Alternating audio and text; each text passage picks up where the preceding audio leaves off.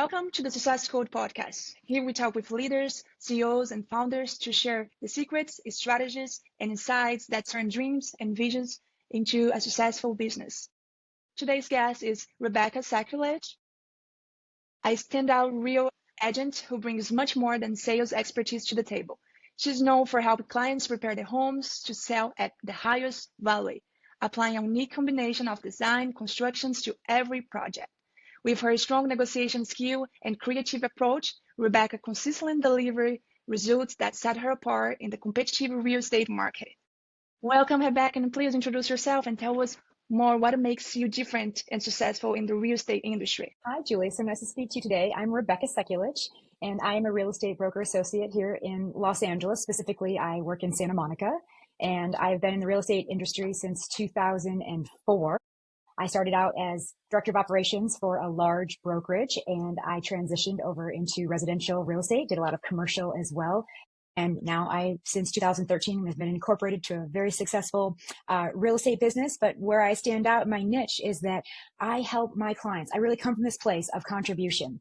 And I saw that there was a problem in the marketplace many, many years ago, about 15, almost 20 years ago. I figured out that if I could help somebody reimagine their home and figure out how to help them pay for it, I could sell their home for way more money than they would have gotten anywhere else. So I started that many, many years ago with a very small investment, many stories behind that, but it garnered my first sale for a client.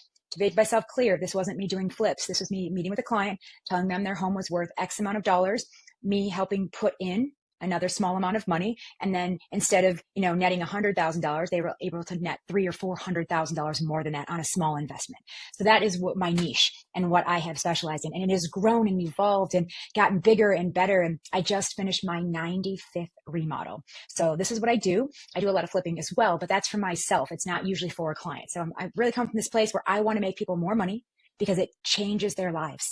That extra $200,000, $300,000, $400,000 pays off debt, sends their children to college, pays off their other existing homes if they have one, brings them vacations they could have never gone on, bought them cars that they would have never been able to buy. So for me, that pay it forward, feel good moment is how I do my business. And by coming from this place of contribution, when I give out, people give back to me and they refer me people.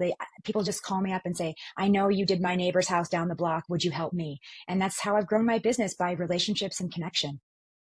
Awesome. So let me visualize this. Let's say I have a house. The highest price I can get in that house is $100,000, right? So that's when I call you. So you're going to come with a project on the table where we're going to invest some money, let's say $20,000, depending on the size of the house.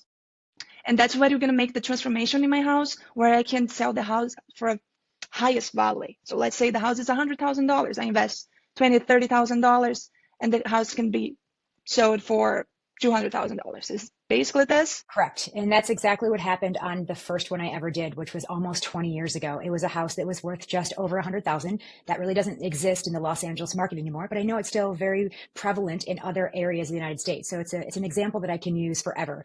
So the house was worth about $100,000. Another agent brought me in and said, I know you've been doing a lot of remodeling and construction, things like that. What can you see could be done with this house? And she actually came to me wanting to buy it. And I said, there isn't enough room if I purchase it and put money into it to make money. So how could I help your client make money? So they brought me in. I ended up being like the co-listing agent, brought the buyer, and I literally asked this woman if she had any money, and she said no. And I was able to say, well, if I were to help you get the money, would you pay me back and pay me my top real estate agent fee? I can pretty much, I didn't say guarantee back then, but I can say it now because I've done it so many times, it's on repeat. So the first one I did was about $100,000. I put in $12,000. The truth is, and my little secret is, I didn't have the money back then. And so I had had a lot of relationships in this business, in sales. It is about relationships and connections. And that's a huge piece of advice I could give to anybody. Start with the relationship. Don't worry about cold calling or finding people that you don't know. It's really, the business comes from people you do know and who they know and them referring you. So I didn't have the money. I went to my guys there was a handyman working in my complex where I owned my condo, and he had been to my house several times, and he had offered himself like side hustles to do a job on the weekends. So I went to him and said, look, I do not have any money to pay you cash. My client doesn't have any money, but what if I were to do something for you that would help you? And we brainstormed a little bit, and I came up with, if I bought all the materials to fix this house, and I could buy you all the tools which would help you. I'll buy you a new hammer, new saws, new nails, paint, whatever you want. Will you do this project for me? And I figured it out. I laid it out. I bought all the materials. I used a bunch of credit cards. I opened a Home Depot, a Lowe's, and 3 other credit cards because I had really great credit, and charged up. Everything cost me $12,000. And I ended up selling that house for almost $300,000 on a $12,000 investment. And that single project, the joy that it brought my client, she thought that she was going to maybe sell the house for 100 or 120 on my, like maybe $8,000 more on my $12,000 investment. And when she walked away with almost, it was basically after all the commissions and everything were paid, about an extra $150,000 she wasn't expecting. She was able to sell her home in Los Angeles. She was retired in her early 70s, moved to Arizona, and buy her home that she still lives in today. She is still alive at around 90 years old because we send Christmas cards to each other back and forth. And I changed her life because she doesn't have a mortgage and she has no bills. So every Christmas card she sends me is, "Dear Rebecca, thank you so much for everything you've done. I will never forget the kindness that you paid forward to me, and all my love." And I didn't even know this woman, and she signs it. So that feeling is the reason I get up in the morning. That and my 8-year-old child that I have are the 2 reasons I think of her, Julia, from that many years ago. And literally, I figured out how to rinse and repeat, how to make that into a system where I could do it over and over. It started out with 12,000, then we moved to 15, and then 20, and then 25. And I started loaning people money, up to $100,000 of my own money. Don't ask how I got it. I just figured it out as I was making more money. I was saving more money. But in the end, it became like a business and it got overwhelming. And I changed brokerages. And now I'm happy to say that my brokerage that I work for loans my clients the money nearly free of charge, no interest, up to a year. So if I do a big project, they'll loan me the money. I project manage. I get my top fee, but I don't have to fund it anymore. And if we need more money, I can bridge that gap. So if my company, loans 75,000, I could put in another 25, structure that deal. And if I can see it's going to net the client a bunch more money, we'll 100% do it. I do the proposals. I hire everybody. I have my whole team of people. I have 18 people that are working for me right now. And we are about to incorporate as a construction company. I'm not a general contractor. Don't really want to be. I feel like it's like a doctor. I'm sticking to my lane, and real estate reimagining is my specialty. I will let the other things go to other agents and other people. I don't want to be a contractor, but I'm very good at design and colors and things like that. So that helps immensely because I don't have to hire outside people, and that saves the client a lot of money. And I've just done it over and over and over and over again on repeat. And it's been awesome. I just love the feeling when I'm done. Most of my clients, they don't want to sell their house after I get done. And that's like that's the best thank you that I could ever get. They don't want to move. They all do. But I have a clause right in my contract. Like, if you don't want to sell, you have to pay me and or my brokerage back. And, you have up to a year to do that. And if somebody really wanted to stay, I would let them, but they have to pay my commission and they have to pay the money back. Absolutely. And nobody's taken advantage of it yet, but one day they probably will, because what I can do, the other little secret is, Julia, is I can do all this work for pennies on the dollar. Like, if you had a bid and you said, "Come over and give me a bid to remodel my kitchen, 2 bathrooms, and paint the interior and exterior of my house." If you got a licensed contractor to bid that for you, you would probably be looking at around $100,000. I can do those 4 things for less than $50,000. So less than half. And why, you ask? Not because I'm using cheap labor or anything like that. My people are licensed. They will operate under a general contractor, and I go in as owner builder and get the permits myself so that we cut out the contractor. I don't need them or to pay top dollar. But what it does is it gives my clients a break. And they never thought they could do that. And my new thing is, it's not new, but I've been doing it for probably 5 years, not 20, is that I help people buy a home that's not a complete teardown or a fixer. And I help them find the money, project manage their project after they buy the house so they can quickly move in. They buy a house and maybe grandma lived in for 30, 40 years and it needs an updated kitchen or an updated bathroom. I can do that either while they're living there, or I have them stay in an Airbnb for a month, and I can do a project like that in, 3 to 4 weeks. Bathrooms, kitchens, painting. It doesn't take very long, especially the more people power I have on the project. And that is something that people don't get, because they'd have to take a HELOC out, a home equity line of credit, or they'd have to borrow the cash or something. Now I'm able to help that and finance that deal and bring in my construction company in order to take that over. And that's huge now, because then they're super happy and they get to live in their house and they don't have to leave. And I Awesome. also know the trends. like if they say to me, I think we're going to stay here in this condo for 10 years. What could we do so that in 10 years we won't have to do this again? So, that's an interesting subject because, we can paint your house purple, but probably purple is not going to be the color that's popular, 10 years from now. So paint's easy, but we do neutrals and naturals so that we can work with that. And in 10 years, it's all going to change anyway. But if you want to sell your house before that, it'll probably be in line with what people want, which is more of a blank canvas. People don't really love super personal stuff because it's personal to them. And they always ask me, Rebecca, how much would I need to spend to remodel this ugly kitchen? It's not to my liking. And I can on the spot walk in and say, I can do that kitchen, new cabinets, new counters, new fixtures, new faucets, new sinks. It's going to cost $32,000. I pretty much know because I've done it so many times and I know the price of the materials and how much the labor costs. Awesome. I love that. And that's the point right there. I think that's what makes you different in this industry, right? You not only help them to improve the house so they can sell for more, you also help them to buy a house and improve the house so they can live better. I love that. So let's say someone who is watching us right now and he has a house to sell and he cannot invest too much, but he wants to make the house to look better. So what would be your steps with this client? Absolutely. Usually they're calling me or somebody's calling me anyway because they want to sell. So the motivation has to be there. I go and it's hard for me, especially if they're not here. Let's say they have a home in Los Angeles, but they live in Florida. If they're not here, that's fine. I usually ask to go over to the house. I really need to see it because I can look it up, see how it looked when they purchased it. But if I need to get my hands in there and I need to get my team with me so I can really wrap my head around it. And I usually know within 10 minutes of walking in the door what needs to be done. It's very simple. It's a formula that I use and everybody wants three things in my world. They want curb appeal. If the house doesn't look good on the outside, they're never going to stop the car and want to go in. So I have to make the outside. If it doesn't look great, I have to start there because I want to get people to walk in the door. And sometimes it's as simple as a couple of things.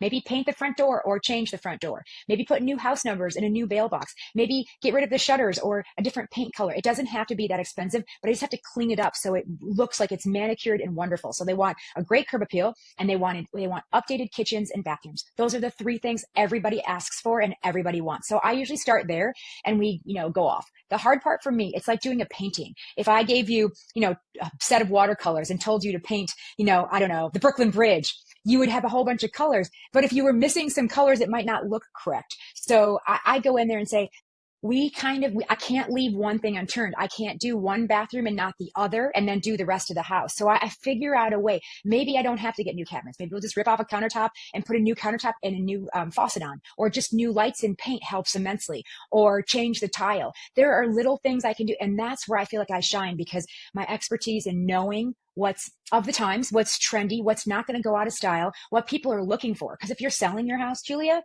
I'm not doing this house so that you fall in love with it. That happens a lot. I'm doing it so the buyer falls in love. So I'm constantly on Pinterest and Etsy and looking all over, at houses, constantly out in my own marketplace. What's selling, let's say in Michigan, where I'm from, or Florida, is not what's selling in my market in Los Angeles. So I'm out in the field constantly meeting with agents, other clients. What do they want? Like, what are they attracted to? Which houses sell the fastest? And so that knowledge is what's really, part of the process. So I come in, I give my 10 cents, I bring my people over with me, meet with them, and then I say, I'm going to go away and do a proposal, and then I'm going to come back. So I go backwards a little bit. I give them a proposal before actually listing their home. Some agents will list their home and then they'll make the proposal. But for me, it's got to be a win-win. You have to see the vision. And I don't get questioned very often, but if people say to me, if you said to me, it's hard to believe that if you only put $50,000 that I could make an extra 100,000. And I have a list of 20 people that if you wanted to call any of them, pick one. You can just randomly call them and I could text them all and say, hey, Jill Smith, Julia Kohlerman is going to be calling. She wants to do her house. Please tell her the experience that you had with me. And I ask nothing more. Would you be willing to do this? And they all say, absolutely, because I made them so much money and made them so happy and changed their lives. That is the easiest thing for them. It doesn't cost them anything and it doesn't really take much of their time. I have offered that over 100 times, Julia. Nobody has ever called because they can see it. I can show them on one of my websites. I can show them the before and the after. If you're an agent, you can look on the MLS. You can see how the house was 10 years ago and you can see what I did to it. And it's usually like, oh my gosh, is that even the same house? And that surprise factor, I love, and I can do that for pennies on the dollar. So that's the process. I go over, I meet, I give a proposal, I come back, I sit with the client and I say, I give them options. We have option A, option B and option C. Sometimes there's only option A and B. Sometimes there's 4 options. And the options are based on money and what we want to do with it. How much do we want to spend? The more money I spend, the better I can make the house and the more I can get for it. And there's a but and an and to this. There's also a threshold to the market. And even though I don't have a crystal ball, I do know what things are selling for. So I look at the best property, even if it's new construction in the area. And I say, even though we're going to put $150,000 into this house, it's worth about 1 million right now. I'm going to put in 150. I have a comp at 1.3 and 1.35. So I'm going to say that's about where we're going to land. If we get anything over that, it's a huge win for you as the owner. And usually every time I go further, I go 1.4, 1.5. It's happened a dozen times in the last few years that I just go over that. And it's because when somebody wants something, they're willing to pay for it. So a buyer is willing to overpay because they don't want the hassle of hiring me and having to be displaced to pay for a mortgage for a few months when it's already done. Everybody wants bring your toothbrush. And that's what I want to deliver is a house that I stand by. And the other thing that's very important to me is that my work, this isn't using the handyman or guys from Home Depot. This is 20 years of me building a portfolio and a team of people who are licensed in each of their own specialties. And that's how I win because I have the person who only does floors. I have the person that only does tiles. I have the person that only lays cement. And it's not one person hiring a bunch of different subs. It's me knowing their craft and knowing what their prices are and putting that all together. And I bring that to the table and say, if we spend this money, I'm pretty sure that you can make an extra $200,000 with a $50,000 investment. And here is the proof that I can do it. They don't usually question me. They're like, where do I sign? And they sign the listing agreement. We make an agreement and I start the project. And I usually commit to within 1 to 2 weeks of when I'm going to finish. Most of my projects are usually 3 to 6 weeks. Sometimes I'll do one that's, 4 to 6 months, but those are in the $300,000-$400,000 category. Wow. Yeah, I love that. And let's talk about your challenge, right? So I think it's one of my favorite topics because everyone out there who's trying to run a business, they are struggling a lot with challenge. Some of them give up and some of them overcome, right? So I would like you to share with us the challenge that you have been facing in the real estate industry so far. It's funny. I got into the real estate the real estate business in 2004, and I didn't get licensed until 2007. And I look at that. Most people won't know this, but if you're in real estate or you know real estate, you will know. The market crashed the month that I got my license, which was October of 07. We didn't know that until late 08, actually 09. So I look back and I got into real estate at the hardest time when people were not doing anything. It wasn't like the heydays of real estate were before I got licensed, where people were writing contracts on their cars and there was 27 offers on every property. I got in a really rough time where I had to solve a different problem, and that was helping people not lose their homes. And I became a certified short sale specialist. And I was in a team that has closed over 300 short sales for a long time. So I really learned how to do that craft. And I took all that knowledge and pivoted to how we can do, construction. So challenges have been the market has gone up and down, and, we've crashed and we had to rebuild. And then all of a sudden when things are going great again, boom, we get hit with the pandemic. And we were at home and the stores were closed and they didn't have any materials and things like that. So what could we do? And everyone wasn't doing anything. But during the pandemic, I worked more in 2020, 21, and 22 than I think most of my colleagues did because people were at home and they were bored. And what they figured out is we don't want to be here. All of my clients who lived in an apartment with, let's say, their spouse and their children, they're like, I'm feeling claustrophobic and I don't want to be here anymore. So all those people wanted to own something. So it's how can I move them from an apartment to a condo? Everybody that owned a condo was like, it's very small here. I can't be here with my wife or my husband and my 3 children. They wanted more space. So how can we sell this house and move into a bigger house? And that usually meant they're going to move to a different area. So if you're going to move up in the real estate world, you have to go to a different area where it's cheaper to get a bigger house. All of my clients that had a big house, they wanted an even bigger house. And everybody who was retired of Los Angeles, they sold their house during the pandemic for top dollar. And I was able to get them moved to a state where they paid cash. Idaho, Oregon, Illinois, Michigan, Florida, 5 states where they bought their house cash and they had $1 million left in the bank after I sold it for top dollar in the pandemic. So I feel like I've had to pivot with the times. So because I got in at a bad time, I don't look at real estate as a huge challenge. The challenge we've had this year for me is, 16,000 structures burned down and a whole bunch of my clients' homes burned down to the ground and we had to recover. So challenges I face are the market itself, people not believing that they can actually make money doing this.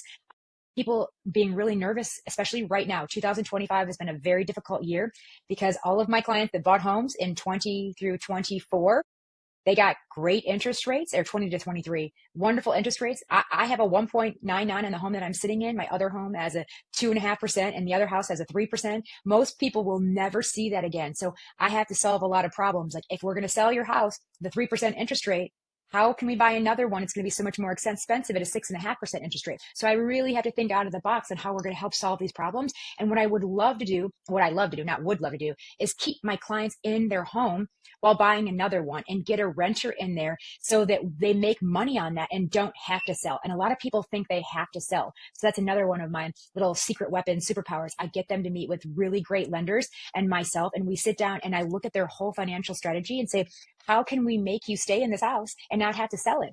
I've done that so many times. People have thanked me. And then 4, 5, 6 years later, we've sold their house for $500,000 more than it was worth when they wanted to sell it the first time. So that's life changing. So pivoting of the times, not being stuck on a strategy, not getting stuck in the mundane of doing the same things over and over again, and really coming up with strategies that nobody else, thinks of or that are too hard and they don't want to be a problem solver. So I joke and say my, my one of my superpowers or secret powers is that I'm like not only a reimagineer in real estate, but I'm also a real estate therapist. And I'm a professional problem solver. Like that's what I do, is help people solve their problems. And there's no one answer. It's just knowing how to take I'm not sure, or I don't know what to do, and let's strategize this and give you options. And usually the options present themselves and the clients pick what they want to do and they feel very comfortable. Like, wow, I never knew I could get 100% financing. That's something I'm doing one right now. Everybody told me it wasn't possible. I got it done. We're closing this week on a property of 100% financing. The people are not poor. They are doctors. They got a special loan. That is unheard of. But now I have this tool to offer somebody, hey, you don't have any money down? Are you one of these special? Are you a teacher? Are you a doctor? And they don't even know because nobody has told them that they had an opportunity like that. So I also keeping up with what's going on and being, again, of the times, and talking to several different, my brokers, my lenders, everybody, and strategizing. That is what I love to do. And I keep people in possibility, where I live in this world where anything is possible if we want it to be. And how badly do you want it? They got to come from a place of motivation first. So like we have problems, but we just deal with them. And it's knowing how to deal with them quickly and being able to offer solutions almost instantaneously, if not within a few days. That's what keeps my clients coming back to me and referring me to other people. Yeah, I really love that, because you're not only there to sell the house, you're there to understand your client's pain, right? What they're going through and what they really needed. So that's where you're going to come and really help them what they really need. And I love that. And so for someone that is trying to be successful in this industry, what is the most important lesson you have learned, and what advice would you give them? Oh, that's a great question. Mm-hmm. I wished when I started in real estate, it was a different world. And I believe how we're operating in 2025 is literally not the same as when I started in 2004. In 2004, it was antiquated, and people, they only knew how to do things one way. They only knew how to knock on doors and pick up the phone and call from the phone book. And that's not how we do real estate now. If I could give one piece of advice to a 20-year-old wanting to, get into real estate and not go to college, or graduate from Mm-hmm. college and really think that they want to take over their parents' business or something, I would say build the relationships. Every client you have should become your friend and your colleague, and you should be in their world and they should be in yours. You don't need 1,000, people that you don't know. You need about 200 to 300 people and you love up on and you stay in contact with and that you like.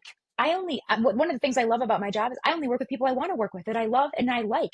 I actually get to say no now. And I know that sounds like I don't give up business all the time, but I actually turned down a listing in a different city than I'm normally working in. It was too far away. And I know enough, Julie, to stay in my lane. That's not my specialty. I'm like West Side Los Angeles. I can do most of the county of Los Angeles. But if you're in Orange County, it's a different animal. And it's smarter for me to refer that to one of my friends who's a specialist than actually me take the business just because I'm greedy over money.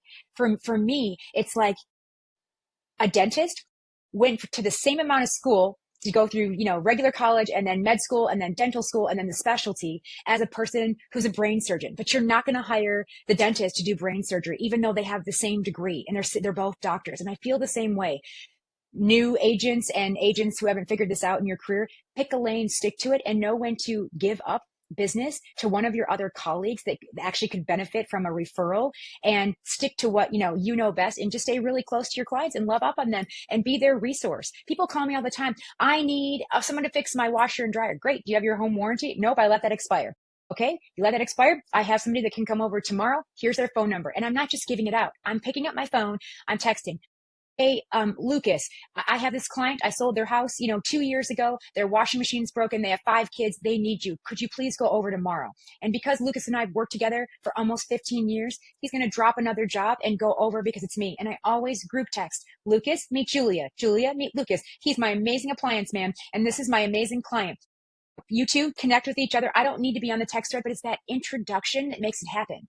If I give you a phone number, or if I give my phone number as an agent, or a remodeler, reimagineer, nobody's ever going to call me. The other lesson is get somebody's phone number, get them into your phone. Tell me where you met them. Like I went and watched the football game. Everybody knows I love the Detroit Lions. I'm from Detroit. I was at the bar watching the game during the middle of the day. I met some wonderful people right there, bumped our phones. We connected. I met them at the bar, the Lions game. They live here. They have 3 children. So writing all those things down so that you remember. Maybe you don't want to become friends with them, but I woke up to 3 text messages this morning. So nice to meet you. Thank you for all of your info. We loved everything you had to say. I wasn't trying to sell a house while watching the game. People saw me, asked me what I did, and then they asked me questions. And because I could give a really concise answer, they know that I am an expert in my field, and they'll come back. So that's my biggest piece of advice. Stick to your lane, know what you're good at, pick an area, a niche, stay in that place, and try not to be too broad. The person who juggles so many plates, I feel, is going to be less successful because they're not a specialist in that subject. Thank you. Love it. So looking ahead, what's your vision for the next 12 months? Where do you want to be? If you want to share a little bit more about your goals. I'm really excited about the next 12 months, because 2025, like I said, has not been great. 11 of my clients' homes burned down. We've had to pivot. I went to, becoming a resource and helping people get into apartments and try to buy places while they're trying to rebuild. And it's been a very hard year. So I'm super excited that we're, moving to 2026. I would like this year to end and to restart 2026.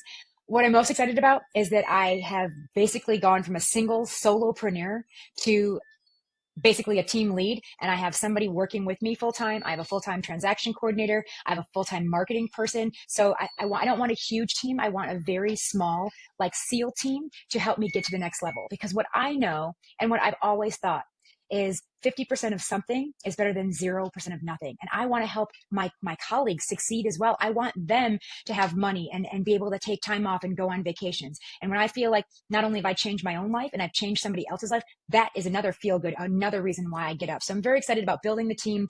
We have a whole bunch of stuff coming up, and I'm excited about all the projects that are coming, in the next 2 or 3 months, getting my hands dirty again and getting back into the next construction project. And just, I want to sell a lot of real estate, and I'm on a tight schedule with my life. I feel like I'm in my last, if we could divide our life into quarters, I'm in my last quarter. What that means is I'm not going to die. It just means that I don't want to work when I'm 65 or 70.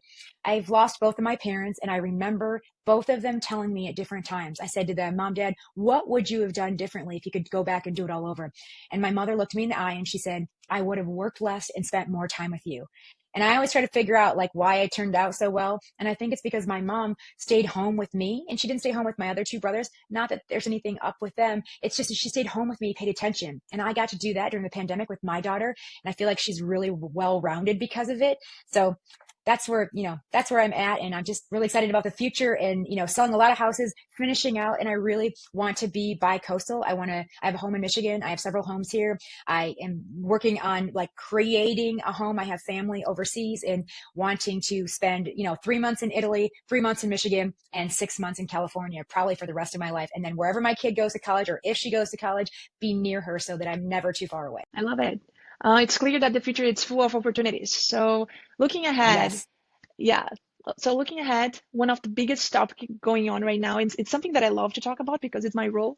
Um, from your perspective, how do you see AI impacting business like yours? And do you see it's something that could help, or do you see it's a challenge for a business owner? Oh, I think anybody who thinks that AI is a challenge, they are going to get left behind. AI is the way of the future. I feel like so many people are just hearing about it. People have this year have just started to replace Google with, ChatGPT, and ChatGPT is nothing compared to like a Grok or a Exactly. Perplexity or anything. I think AI is going to help my business so much. It's going to be the growth differentiator for me. It's going to take me to the next level. Little mundane tasks that I don't want to do that took me hours to do before, I can now do in less Yeah. than 10 seconds. Hmm. And people always ask me, well, what are you doing with it? If I could spend an entire 5 podcast episodes talking about the wonderful things AI does, but and every day it gets a little smarter. So for me, I have had to pivot so many different times, and this is just another pivot, and I'm going to ride the wave because literally it's making my life easier, and it's actually saving me money and making me look better because I can do things in a record amount of time. I'm super excited about what the future brings. It doesn't scare me whatsoever. It never, I don't think in my lifetime, maybe my kid's lifetime, will I ever be replaced? Because people still want to touch and feel. I mean, it's wonderful to buy a book on Amazon, but people still love going into a store and picking up the book and reading it. And I feel like we're going back to that. You can't look at a house online. Well, you can, but until you get there and walk in the door, and without me, that's not going to happen. No houses are going to open electronically without somebody watching or guiding you through the process. So I don't think an agent is going to be replaced. It's only just going to make our lives easier. That. And before we went, what do you think will be the biggest difference between business that adopt AI and the one who don't? Depends on the business, but I feel like people who don't adopt AI are, Hmm. like I said in the beginning, are going to get left behind, and they're Hmm. probably not going to be in business, depending on the business. Yeah, of I course. mean, I'll give you an example. I have a dear Uh-huh. friend here in California who Hmm. hand paints vintage Yes. cars, like all of Hmm. the decals and everything. Maybe AI could come up with a machine that could do that, but it's her artwork that is so special. But AI is helping her with templates and lasers Yes. and things like that, just making her job easier and faster. But she's still the one going to, put the pen to paper. And unless somebody else is going to do that with her vision, she still has to be the creative person designing that in the first place. So I feel like almost everybody can benefit from this. And if you're not, you will get phased out, or you'll get replaced by somebody who's managing that. And then they're going to hire out all the AI or build out their AI systems and models to help them support. And that's what's going on in the real estate world right now. Yes, I love that. They're going to get left behind. Yeah, exactly. So I think all the business we do need to have the relationship with our clients, but in the meantime, AI can take care of all the repetition tasks and help you to save money and time. Rebecca, thank you so much for sharing your journey and show us what it takes to succeed. It was an honor to have you here. And to our audience, I hope today's conversation inspire you. And I see you in the next episode. Thank you. Thank you for having me, Julia.